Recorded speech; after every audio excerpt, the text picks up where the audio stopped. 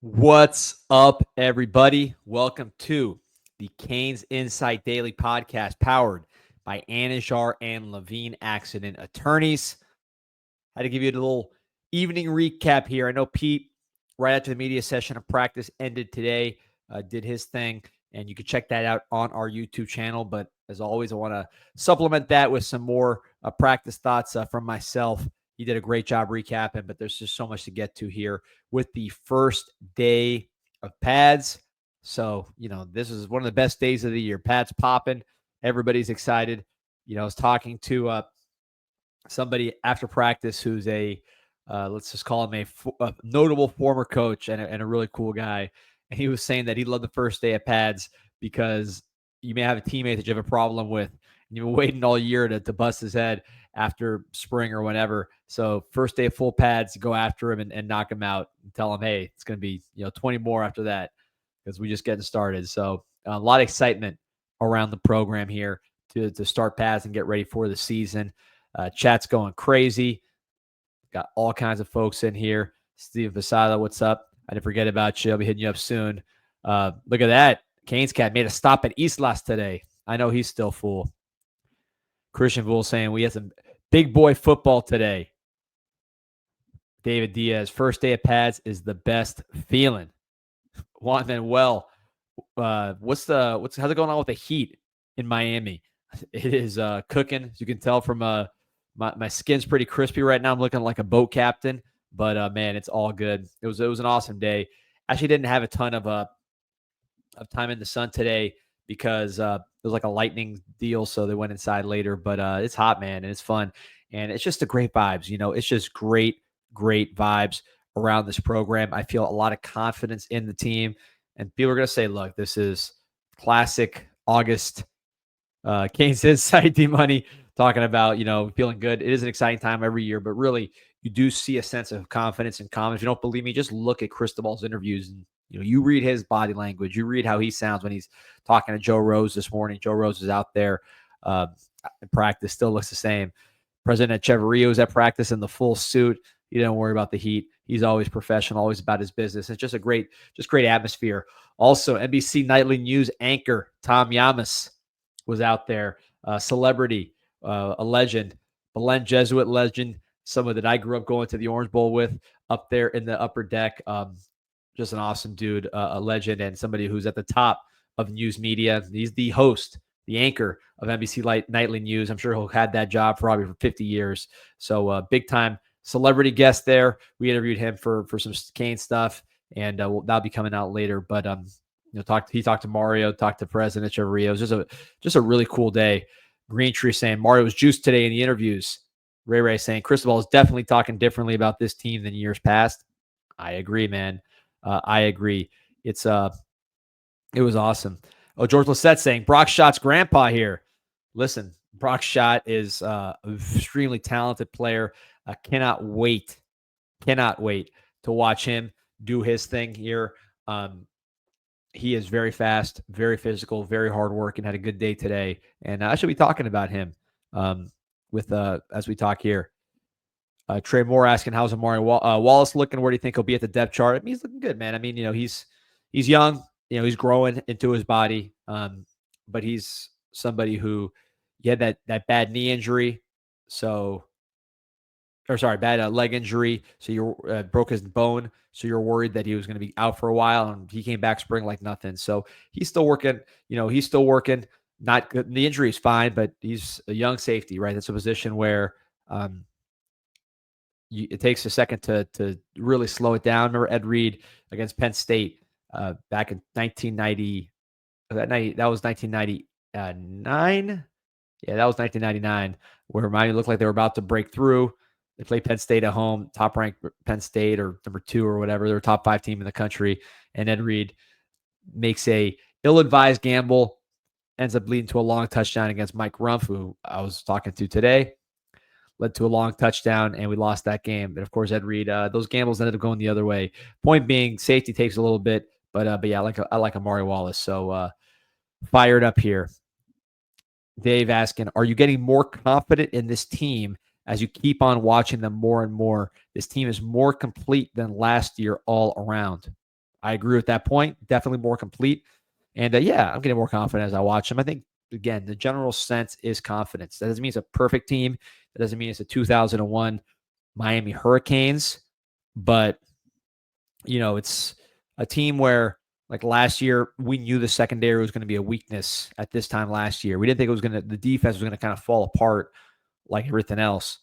But the corner position from last year to this year, just comparing body type to body type, is just absolutely night and day. So that's one thing I can tell you. Just looking at the warm up line, they're warming up and doing their drills. You could tell it's different. And then when you see them play, it is certainly a different group. So there's really no weakness like there was with defensive back last year on the team. And it's not like defensive back was the only reason why we had struggles on defense last year. I'm just saying that this team is more complete from a talent standpoint. Sean Stewart talking about Pete saying Justin Scott's looking more and more like a DT1 every day. That is great news. It is great news, and he is a big boy, man. He looks like a 5-star player. You got a lot of guys that looked the part, particularly when you recruit so many defensive tackles. Man, this is awesome. Just going through the comments, got New Mexico, North Dakota, all kinds of states and countries represented here in the chat. It's cool about doing the evening show. There's more people that maybe can't join live during the morning. Maybe they're working at a job where they can't get away like that, and then they're on here at the 6:00 show after Pete did his earlier live after practice. So yeah, shout out to everybody in the chat. And Pete's at the gym, so this was the only time I could go on because I got the Canes Connection call here in about 45 minutes, or at 7:00. I'll be doing a live Zoom for Canes Connection. You see the hat. So if you're a Canes Connection member, I know we've had a lot of new signups. Sign up today. Use promo code CIS50, canesconnection.com/CIS. You get 50% off your first month if you use that promo code CIS50. Also, if you use that promo code, not only do you get 50% off your first month at any price point, you also get access to a private Zoom call with me. I'm doing it tonight. I will do it next week, and it's going to be recorded. So if you can't make it tonight, you can still get the Zoom recorded. And that's going to be very specific practice updates. I can't give you as specific practice updates on here just because, media is not allowed to talk about things that happen outside the media practice. Most media can't even see it. So because of Canes Connection, I can talk about all that stuff in very much detail on those Canes Connection Zooms. So if you want to be part of the program, be part of the cause, really push forward this push to the 6th national championship, sign up, Canes Connection, promo code CIS50, and join today. Be part of the solution to our problems there, getting the best players in America, man. So anyways, and by the way, how could I forget? You're talking about the best players in America. How about some of the best lawyers in America with Anjar and Levine Accident Attorneys? If you or someone you care about has been injured in an accident, you could be entitled to significant compensation. Dial 1-800-747-FREE, 1-800-747-3733. Take back control of your life with Anjar and Levine. So really what I want to talk about today was the class of 2025, right? So I know we're focused on the class of 2026 from a recruiting standpoint because, this is the recruiting, like the peak of recruiting season just passed. It'll percolate again here as we get closer to December, but the commitment season, that flood just passed. So everybody's still kind of thinking about that 2026 class and how we can add some more flips and maybe get that from the 10th ranked class to closer to like that top 5 area, right? So that's very much what we're focusing on. The class of 25, right? You sign the class, you finish, and you kind of forget about it because you just signed it. Another thing with that class of 25 is, it was not the most exciting signing day or days up to signing day, right? Because you lost some players that you really did not want to lose. Most notably, guys like Gavin Nix, Hilton Drake Stubbs. You lost out on like a Vernell Brown, Dallas Wilson. Just wasn't the close anybody wanted. That includes the University of Miami and the coaches. So when you think back on that 25 class, you're like, bad finish, right? We lost some commits that we wanted to keep. We didn't flip as many people as we wanted, or we didn't land as many people as we wanted. I think it finished ranked 14th, right? Which is much lower than what you're used to seeing with Mario Cristobal. So kind of a bad taste in your mouth with that class. But the other part of it is you sign some players, and you sign some players that can be really, really good. And now you're seeing them. So now the class of 25, if you're going to practice, at least for me, is top of mind because you're seeing these guys. Everybody's on campus. You saw them a little bit in the spring. Now you're seeing them after a full summer. A guy like Bryce Fitzgerald, who wasn't here in the summer, or wasn't here in the spring, I should say, is back. So what I like about this whole situation is you can really take a look at that class of 25 as a group and say, did we get what we thought we were going to get? And I think really we got more maybe than we thought that we were going to get. So I'll break down some of the guys that are just catching my attention. If someone is not named, right? Like for example, like let's say SJ Al-Fatuli. He is a guy that I think is going to probably redshirt just because he didn't play center in high school. He didn't snap a lot. He's getting better at just snapping because he hasn't done a lot. He's going to gain some weight. But I think that guy is going to be absolutely sensational when he puts on some weight. Just to give an example, or like a Luke Nickel, who I've always been a big fan of and a big fan of still. I'm not even going to talk about those guys. I just want to focus on some other players that are just catching my eye right now. But if I don't name a player, that doesn't mean that player is not going to be really, really good. I just want to focus on a couple guys that maybe have had a couple good practices lately or just have caught my attention in this class, right? It's a lot of names. So as you go through, the first name that I want to talk about, because this is somebody who athletically I think is just very, very unique.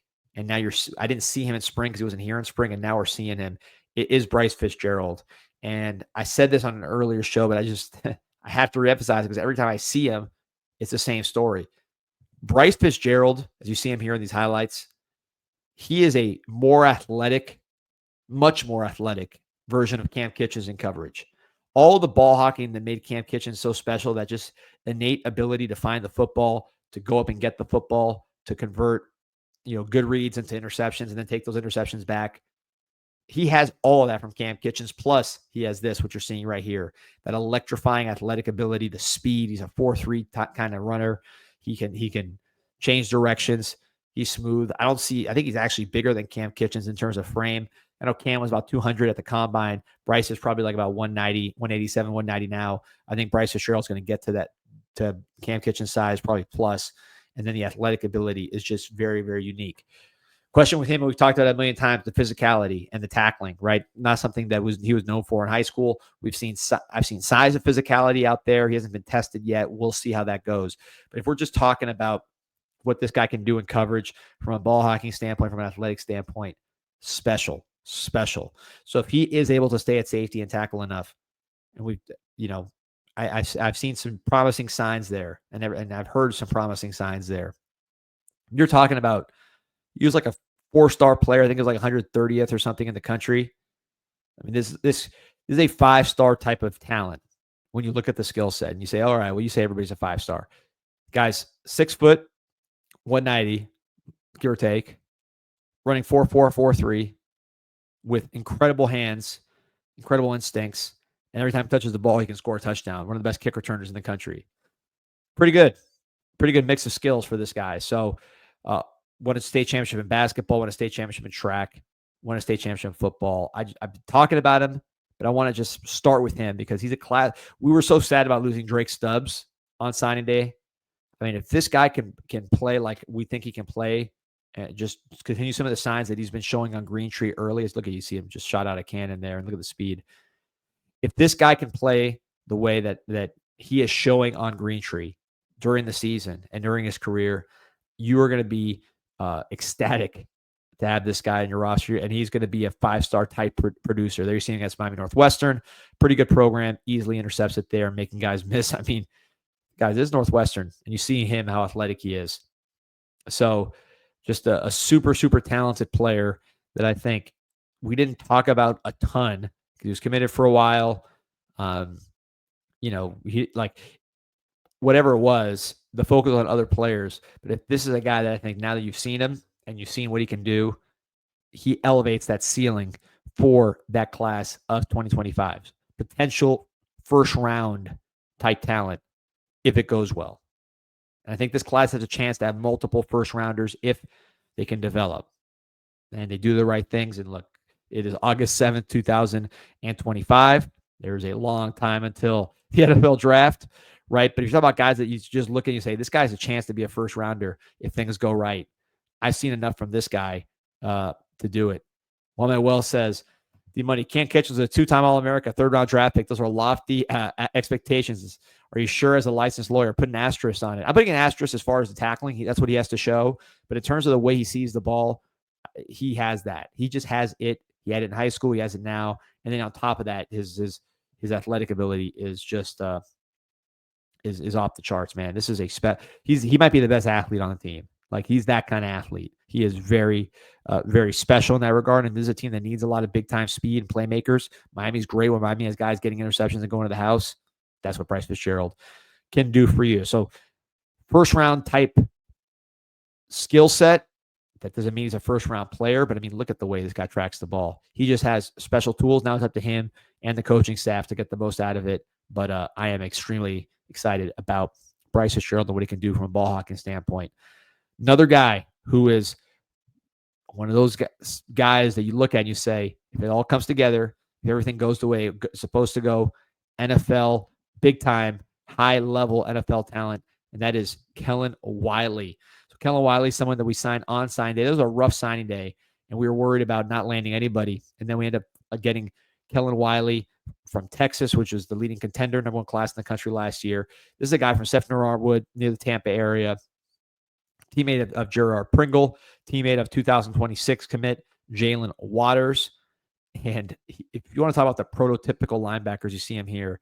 This guy's like 6'4", like 230, runs like a deer, twitched up, changes directions. You see him in pass coverage. He can rush the passer, and he can play pass coverage. And look at that, the contact, just the striking that he delivers. He impressed everybody right away just with the way he looks. I mean, he's very hard to miss. He looks like $1 million. But now the play, I mean, look at him just toss that blocker out of the way. Oof. He was not a high recruit this time last year, but the first couple of weeks of the season, had a big game against Norland, Travis Powell, that kind of put him on the map, and he emerged. And what you see here, interceptions for touchdowns, sacks, tackles. He has it all. Trey Moore says they better not move to the defensive end. I don't see that in the cards. You see him here covering. I see him doing linebacker stuff out there. And David's saying he can definitely play this year. I expect Kellen Wy to play this year. I think he's that kind of player. I think he is that special, and I think he will play this year. So, I would expect to see Kellen Wy this year. Is he going to start? I don't know how the whole thing is going to be. But in terms of being a guy that has a chance to play, and not just special teams, but actually play on the defense, absolutely. I think Kellen Wy has that ability. And people are going to say, like, oh, you're giving everybody a first-round grade. These are not – there's a first-round player and a first-round skill set. There's probably, hundreds, maybe 100 guys every year that have a first-round skill set from size, speed, and all that. But that doesn't mean they go first round or second round, the first, day one, day two. I'm just talking about guys that when you look at their traits, you say, hey, if all the instincts and the off the field, like just work ethic stuff, which again, I've heard only good things on these guys, but they just got here. So that's proven over time. If all those things come together, we're talking about special talents. Like I said about Bryce Fitzgerald, you see the measurables: 6 foot 190, running 4.43. Kellen Wy, 6'4", 230, running probably 4.5. That's certainly how he looks. And you see him, he's playing linebacker. Some of these times you have these undersized defensive ends that are great athletes, and you say, all right, we're going to move him to linebacker.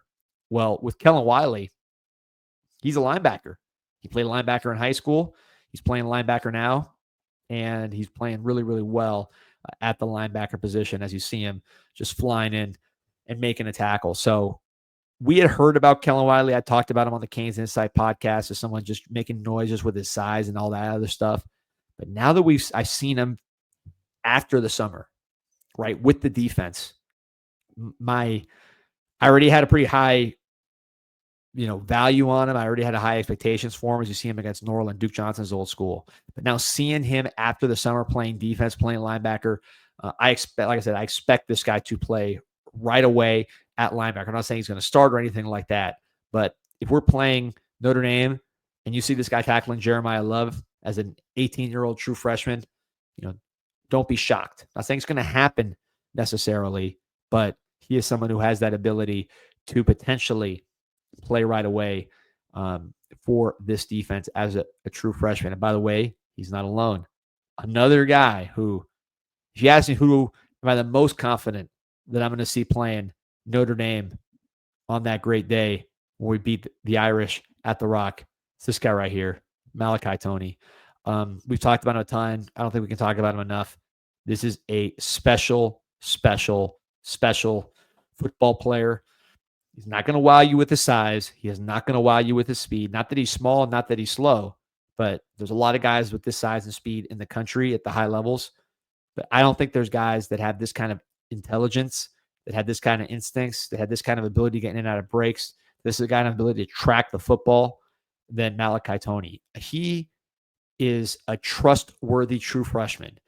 And when I say that, the true freshmen usually don't trust them. That's why they don't play. These coaches, their careers are on the line. Their families' livelihoods on the line, right? So they got to go with guys they trust. And very rarely is that going to be a true freshman.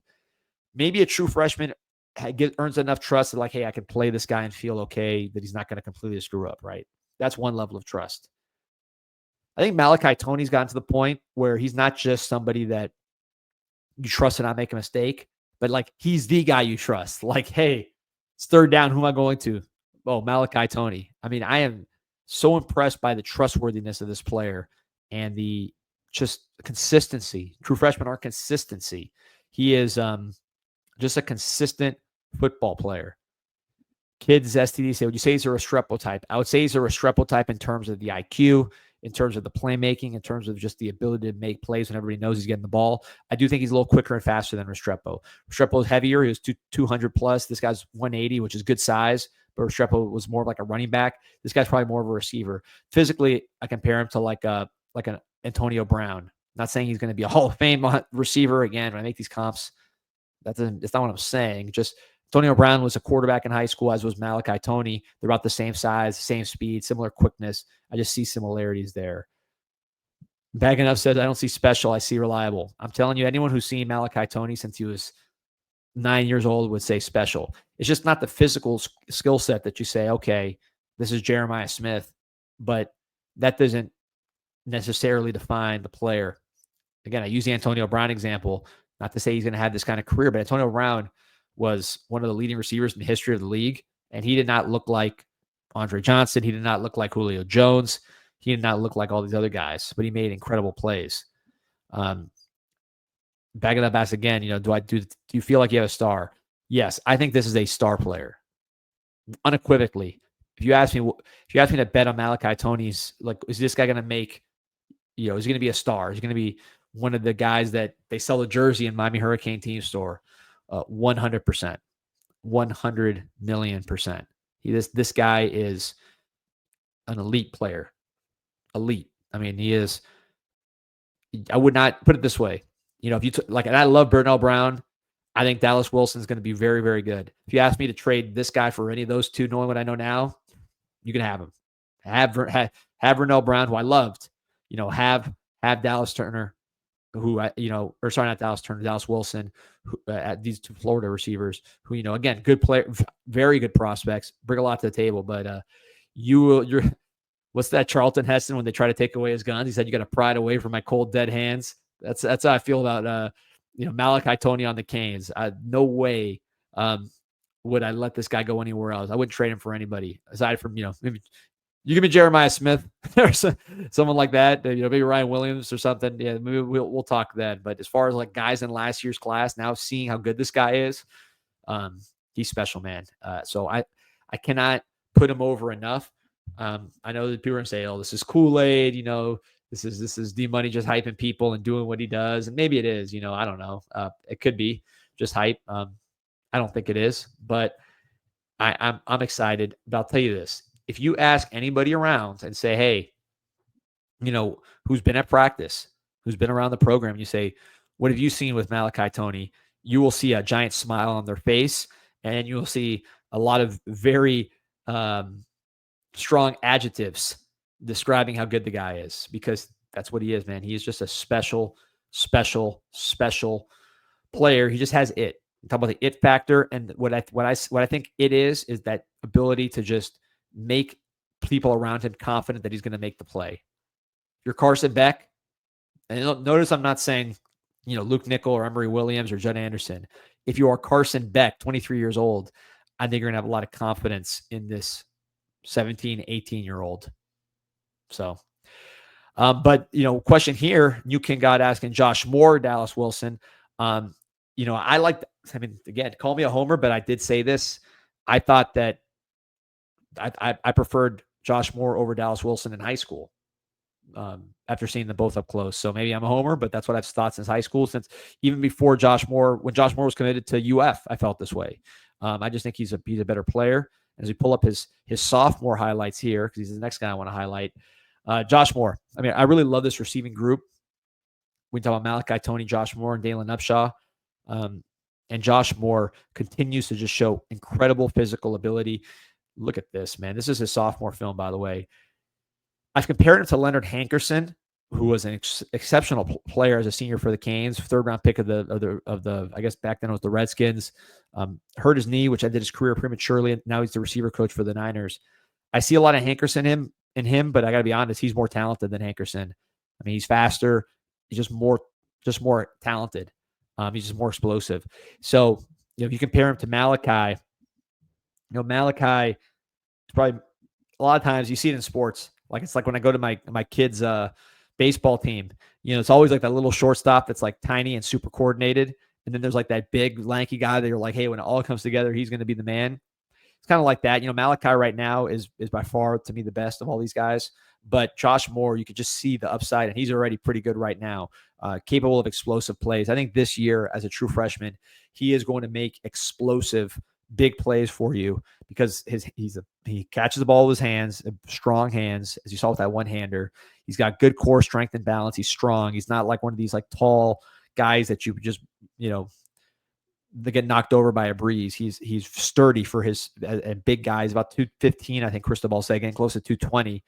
He can run. When he gets going, he can score long touchdowns, and he wants it, man. He's got a lot of talent and a lot of want to.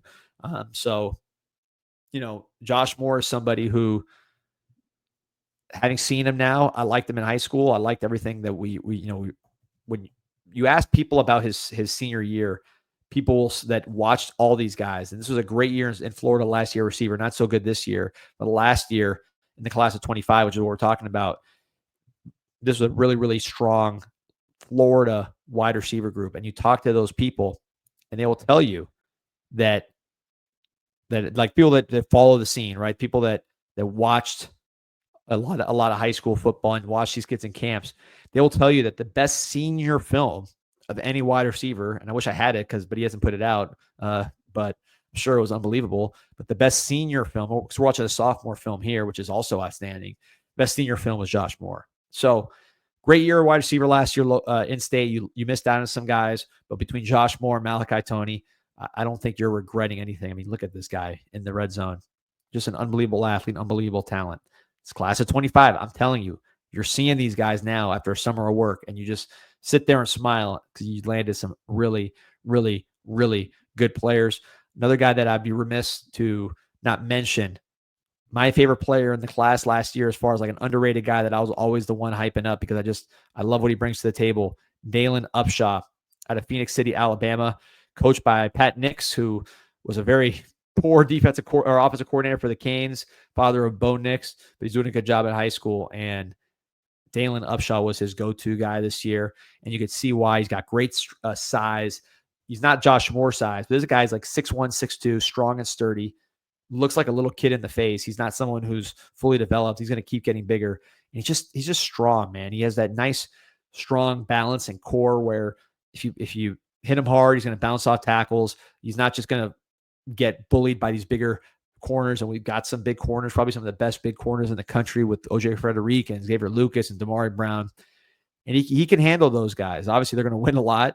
But he's strong enough to handle those guys. He's got a great first step, as you see here. He's explosive. He can run after the catch. He runs routes. You see him break tackles there. He has speed, catches the ball with his hands, runs sharp routes. Just a very good all-around player. I've compared him to Allen Hurns. He's in that family of just solid, good wide receivers, and he is right there in the mix with all these other guys. So as we talk about the class of 25, my view is we talk a lot about receivers, Tristan Keys, who, I think is a legitimate 5-star star player. But if you want to talk about the future of Miami receivers right now, Miami's going to try like crazy to flip Tristan Keys. Don't get that twisted. But in terms of the future of Miami receivers, if you tell me we can keep these 3 guys for their entire careers and develop them, all of them have good heads on their shoulders. There's no reason to be concerned from like a character standpoint or anything like that. But if you tell me that we can keep all of these guys and then add Van Spafford, the commit out of Orange County, who runs a 4.3 and is one of the fastest receivers in the country, which I think if you ask for a weakness with the 3 guys we're talking about, Upshaw, Tony, Josh Moore, like none of them are like 4.3 speedsters. But if you add a Van Spafford, that's pretty good. He's got that speed. So I think that's the missing piece for this receiving core. And I feel very, very good about what they're doing. Billy Rosewood saying we're playing high school tape. Yeah, I mean, I'm not going to play their practice tape. We're not filming what's going on in practice, but I can tell you that a lot of what you're seeing there, they're seeing on Green Street in the IPF. I promise you that. So again, class of 25, as we go through it, Wiley, Bryce Fitzgerald on defense. These wide receivers, just outstanding now that you've seen them. Another defensive player that is catching my attention, and I talked about him in spring. He had a really, really good day yesterday as I load up the video here. Dante Simpson. So Dante Simpson was somebody who's a little banged up, nothing serious, but now you're seeing him full speed and rocking and rolling in practice, and he is one of the better evaluations. And defensive tackle is a position where it's very hard to land talented guys that are 3 stars, like truly talented guys at defensive tackle. That's a 5-star position. That's a 4-star position. You better get the Justin Scotts and Armando Blunts of the world. But this is one where they really hit it. Younger player, I think it was like 16 last year when he played, young for his grade, late bloomer, and he is everything you hoped he'd be and more. Good size, not afraid to take on double teams, quick, and continuing to push. And he's one guy that, look, I don't think you're running out there trying to play a freshman defensive tackle, right, if you can help it. But this is a guy that I think could play. This is a guy I think could play, not like starter or anything like that, but like kind of what Justin Scott did last year as a true freshman. I think you could see similar things from Dante Simpson because he's just so talented and he's doing the right things, the things that you need to play early. So you see that spin move. I mean, you see a lot when you watch these clips. You're seeing spin moves, you're seeing power, you're seeing motor, you're seeing first step. Obviously, the body type I've seen now, having seen him in person, he's definitely big enough to be a defensive tackle at the University of Miami at the playoff caliber level. So this was a big get, which we weren't excited about on signing day necessarily. But this is a guy who, now that you've seen him, go ahead and retroactively give him a 4-star because he's really, really good. A couple other guys I got to get to here is we have Mr. Blissett on, right? And Mr. Blissett is the grandfather of one Brock Schott. And this tight end group, I've talked about it. I really like what these guys bring to the table just from a complementary skill set standpoint. Elijah Lofton, he's pretty special from last year's class, or the class of 2024. In the 25 class, bringing in Brock Schott and Luca Gilbert. You have just a nice mix of players where Luca Gilbert, 6'7", 260, great at catching the ball away from his body, great blocker, still learning to get low at that size, but he's a willing blocker. He's big. He brings a lot to the table from that standpoint. And then Brock Schott, watch his career highlights on offense. Two things to stand out. Weight room strength, really strength, right? Because it translates to the field. But I say weight room strength. This guy's a monster in the weight room and a super hard worker. And then speed. This is the speed of the tight end room. And if you're looking for guys that have plus speed to make big plays, put Brock Schott in that category because there are not too many tight ends in America that run like this, period, point blank. I don't care what school you're talking about. A lot of athletic tight ends. I've seen a lot of tight ends at Miami. And what I think makes this guy unique, on top of being just super tough, versatile, all that stuff, weight room monster, is that right there. He's a legit 4-5 guy. So you're looking for someone who can maybe make chunk plays as a freshman. Let's say you again, I'm not trying to give away X's and O's, and I don't even know, I haven't even seen this, but you design a play for this guy, He's not going to be your first person you're worried about if you're a defensive coordinator because he's not someone who's made plays yet. He's just a freshman. But when he gets out there, he can create mismatches and make 60, 50-yard touchdowns because of his speed. That's the kind of player he is at tight end. I mean, look right here. I mean, boom, that's just the turbo button. So the length and the strength of a Luca Gilbert, the speed of a Brock Schott, I think both these guys play right away. So the tight end group, another group, I keep focusing on the class of 25. And I'm doing this. You're asking, why are we talking about the class of 25? Signing day was last December. Because now I'm seeing these guys after a summer getting ready to play a real season, and they look ready to rock and roll. As I go back and look at that 14th ranked class, I think it's a class that could go very, very far. George Lissette, he led the state in sacks his junior year, 19 sacks. A lot of schools recruited on defense. He'd probably be a great defensive player. Just like a lot to be a great defensive player, but guess what? Also be a good offensive player. I think the speed is what you get with Brock Schott that gets you excited, because that's just something that will help you. I've talked about Hayden Lowe a ton, so I'm not going to focus too much on him, but we know what he is. 5-star player, big, physical, likes contact. He's bendy enough and athletic enough to avoid contact and to get around guys and bend the edge, but he's perfectly happy to go right through guys, and he has that ability because of his the fact he's like 260 pounds. He's strong, not sloppy at all, and he can run. He's a 5-star player, Hayden Lowe, so he's definitely going to play. There's not much more to say. Max Buchanan, someone who's making some moves. I like some of these offensive linemen that we got. I think Max Buchanan is going to be a real solid player. SJ, I mentioned him earlier, like what he can do. Jaden Wilkerson, somebody who can develop big athletic body, going to take a couple of years, but he has the size. But this is one that maybe we didn't talk about that I think we probably should have more, which is Chris Ewald. We beat out Georgia for him. So the right schools are recruiting him, and I can see why now that we got him. By the way, shout out to Kellen Wy, Sr. in the comments. Let's go. It's good. I already talked about your son. I think I put him in the first round, so I don't think I can hype him anymore, Kellen, but he looks great. But anyways, with Ewald, Georgia wanted him. He was a Michigan commit, so the right schools were after him. Now seeing him in person, he's gained some weight. He was real skinny when he got here. He's gained some weight.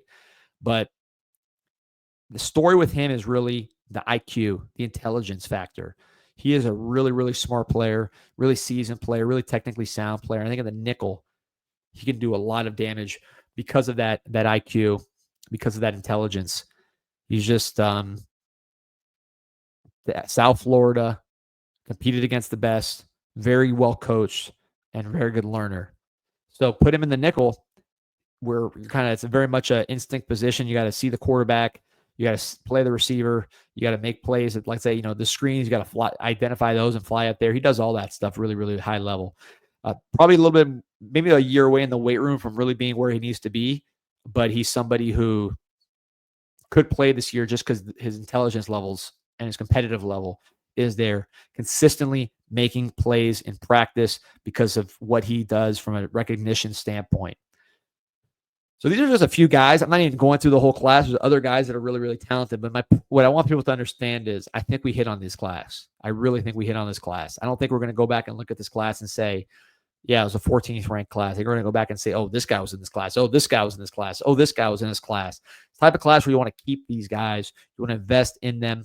You want to make sure they stay with the program and develop. And look, who knows what the future holds? Who knows who's going to really put in the work? Who's going to maybe fall off? Nobody really knows. That's why this isn't an exact science. But I can promise you that all the coaches in the HECT, all the recruiting guys in the HECT, everybody, when they get these guys around, their first year, they're kind of nervous. They're like, man, did we hit on these guys? You recruit them for so many years. So these guys, 5 years, you're recruiting them, right? And then you see them around your players. You see them go through the summer, and you see them go into camp. You're like, man, I hope we hit these. I hope we didn't miss. And I really don't think we missed with these class of 25. Not saying they're all going to be stars. Not saying they're all going to be Canes. You know how this is. Guys transfer. Guys, for whatever reason, don't make it. But I just think there's not that many guys that are going to be thrown back off the boat if you had a chance. If there was like a receipt with these players as far as like, hey, we'd like to sign someone else. I don't know if too many of these guys you're going back to replace them. You feel very, very good about what you did with the class of 2025. Almost 1,200 on. Remember to like and subscribe to the show, man. We're rocking and rolling every single day, multiple shows a day. We don't stop. I did this. Pete did the show in the morning. I got this show. I did the recording with Tom Yamas, which you're going to see on the University of Miami channels. Got Storm Sessions yesterday on the University of Miami channels. Got the Canes Connection call today. It's camp, man. We're all working nonstop trying to make this thing rise. You got any questions, throw them in the chat because I want to make sure I get to some of these questions before we jump on the Canes Connection call and get that thing rocking. But big event. I mentioned not this Saturday. Let me pull this event before I forget. But huge event for the Miami Hurricane team store. I mean, can't be bigger. The man himself, Mario Cristobal, going to be at the Miami Hurricane team store. Not this Saturday, but August 22nd. August 22nd, 4 to 5 p.m. This is a guy, all he wants to do is recruit. So he's spending time with the fans. That's golden. Not now golden. That's a golden opportunity with a real coach, Coach Cristobal. August 22nd, 4 to 5 p.m. at the Miami Hurricane team store right across the street from the University of Miami next to the Thesis Hotel right there on US 1 South Dixie Highway.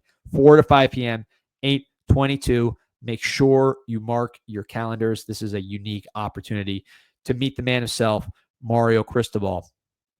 So what else we got here? Sergio saying, loved episode 1 of Canes Camp. Couldn't find Pete and D in the background or at Mario's house. It wasn't at Mario's house. You might see me at the at some of the practice films. George Blissett, my wife and I appreciate you and Pete. We love watching your show. Keep up the great work, man. Appreciate you. Appreciate your fam taking the leap of faith to come down, have Brock come down to the University of Miami. I think he made a great decision. I know Miami's very happy with that decision. I promise you that. But there's a reason why there's a lot of tight ends on the walls as great ones. And I think Brock, with his work ethic and how much he cares and the things he's doing, he's got a chance to be one of those, man. So all you can ask for is a chance, and not everybody has the talent to be on that wall. Not everybody has the work ethic to be on that wall. And I think he has both. So can't wait to watch the rest of his career. And I think we will see him on the field this year. And I'm excited about it. Special teams, especially. I mean, I think he can play on offense, but special teams, you run a 4-5 and you're mean and you're big like that. I could see both him and Gilbert playing that on top of potentially playing on the offense. Steve Jones says, I agree. Great class and history will show. And look, no one really knows, man. This is that's the crazy thing about recruiting, man. You really just don't know until it plays out. Some guys you thought were going to be great end up being kind of just disappointing. Some guys you weren't talking about end up being great, but I like our cards. Put it that way. Jay saying, should we